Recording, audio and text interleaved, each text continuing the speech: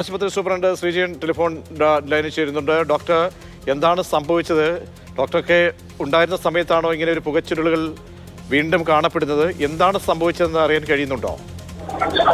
ഞങ്ങളിവിടെ കഴിഞ്ഞ ദിവസത്തെ ഇൻസിഡന്റിന് ശേഷം ഓരോ പോയിന്റും ഇലക്ട്രിക്കൽ ഏരിയാസും ഒക്കെ ചെക്ക് ചെയ്തുകൊണ്ടിരിക്കുന്ന ഒരു അവസ്ഥയാണ് ഇപ്പോൾ ഉള്ളത്.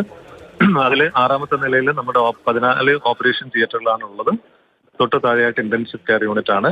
ആരും തന്നെ ഒരു പേഷ്യന്റും അവിടെ ഇല്ല. നമ്മൾ ഇലക്ട്രിക്കൽ വിഭാഗവും നമ്മുടെ സ്റ്റാഫും എല്ലാം കൂടി ചെക്ക് ചെയ്യുന്ന ഒരു അവസ്ഥയിൽ അവിടെ ഒരു സ്പാർക്ക് വന്നു 14ാം നമ്പർ തിയേറ്ററിൽ. ആ സ്പാർക്കിന്റെ പിന്നാലെയായിട്ട് പുക വന്നു. അത് പൂർണ്ണമായിട്ടും നിയന്ത്രണ വിധേയമാണ്.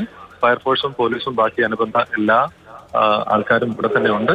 വേറെ യാതൊരു വിധത്തിലുള്ള കൺഫ്യൂഷനോ അപായങ്ങളോ ഇല്ല. ഷോർട്ട് സർക്യൂട്ട് ആണോ വീണ്ടും സംഭവിച്ചത്? അങ്ങനെയെങ്കിൽ അതെ അതെ, ഷോർട്ട് സർക്യൂട്ട് സംഭവിച്ചു.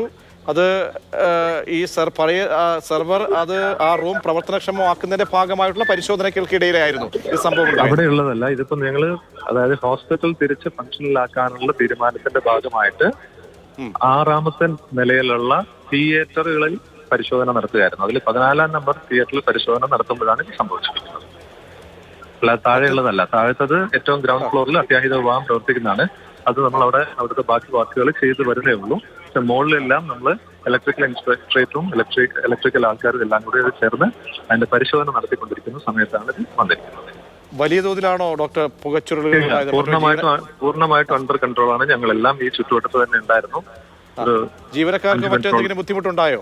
ഇല്ല, ഒന്നുമില്ല. ആർക്കും പ്രത്യേകിച്ച് യാതൊരു പ്രശ്നങ്ങളും ഇല്ല. ഈ അടിക്കടി ഇങ്ങനെ പ്രശ്നം ഉണ്ടാകുമ്പോഴാണ് നമുക്കൊരു ആശങ്ക വരുന്നത്. അതുകൊണ്ടാണ് ചോദിക്കുന്നത്. കാരണം വീണ്ടും ഇനിയിപ്പോ നമ്മൾ ഈ ഹോസ്പിറ്റൽ പൂർണ്ണമായിട്ടും അതിന്റെ ഒരു ഇൻസ്പെക്ഷനും ബാക്കി കാര്യങ്ങളും ചെയ്തതിന് ശേഷം മാത്രമേ നമുക്കത് റീസ്റ്റാർട്ട് ചെയ്യാൻ പ്ലാൻ ഉള്ളൂ. അതിന് മുന്നേ ചെയ്യുന്നതല്ല. അപ്പോൾ ഈ ഫയർഫോഴ്സും എല്ലാം ഉണ്ടായിരുന്നു സംഭവ സ്ഥലത്ത്? ഇലക്ട്രീഷ്യൻസ് വിഭാഗമൊക്കെ ഉണ്ടായിരുന്നു? എല്ലാവരും ഉണ്ട്. ആ സമയത്തായതുകൊണ്ട് മറ്റ് പ്രശ്നങ്ങളൊന്നും ഉണ്ടായില്ല, നിയന്ത്രണ വിധേയമാണ്. അതെ, പ്രത്യേകിച്ച് പ്രശ്നങ്ങളൊന്നുമില്ല. ശരി ശരി ശരി, വളരെയധികം നന്ദി ഡോക്ടർ ശ്രീജയൻ. ആശുപത്രി സൂപ്രണ്ടിന്റെ പ്രതികരണമാണ് കേട്ടത്.